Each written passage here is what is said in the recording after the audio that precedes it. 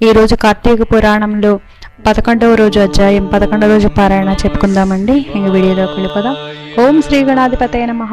ఓం నమ శివాయ. జయ దుర్గామాత. ఓం నమో శ్రీ వెంకటేశాయ నమః. ఓం నమో శ్రీ షిరిడి సాయినాథాయ నమః.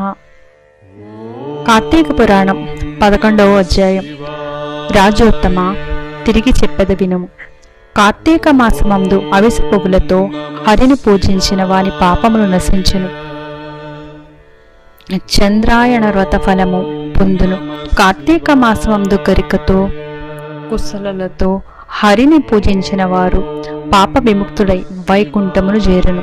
కార్తీక మాసమందు చిత్త రంగులతో కూడి వస్త్రములను హరికి సమర్పించిన వారు మోక్షమును, దీపమాలను నుంచువారు, పురాణమును చెప్పువారును, పురాణమును వినువారును సప్త పాపములన్నీ నశింపజేసుకుని పరమ పదమునందురు.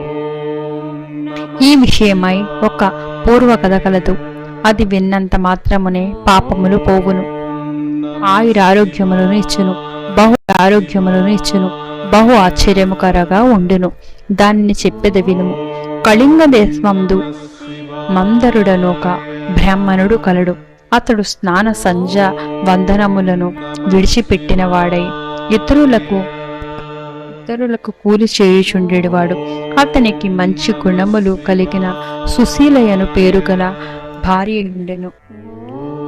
ఆమె పతివ్రతయు సమస్త సాముద్రిక లక్షణములతో కూడినదై ఆడవారిలో శ్రేష్ఠురాలై ఉండెను. ఓ రాజా, ఆ సుశీల భర్త గుణ పూర్ణుడైనను అతని యందు ద్వేషముంచక సేవించుచుండెను. తరువాత వాడు వేరైన జీవనోపాయము తెలియక కూలీ జీవనము కష్టమని తలచి కత్తిని ధరించి అడవి మార్గములు కనిపెట్టుకుని ఉండి దారిని నడుచు వారిని కొట్టి వారి ధనము అపహరించుచు కొంతకాలము గడిపెను. ఇట్లు చౌర్యముల వలన సంపాదించిన వస్తువులను ఇతర దేశములకు పోయి అమ్ముకొని ఆ ధనమును కూడబెట్టుకుని కుటుంబమును పోషించుచుండెను. ఒకప్పుడు ఆ బ్రాహ్మణుడు చౌర్యమునకు మార్గమును కనిపెట్టియుండి మార్గమును ఒక బ్రాహ్మణుని పట్టుకుని మర్రి చెట్టుకు కట్టి అతని సొమ్మంతయు అపహరించను. ఇంతలోనే క్రూరుడైన కిరాతకుడొకడు వచ్చి ఆ ఇద్దరు బ్రాహ్మణులను చంపి ఆ ధనమంతయు తాను అహరించను.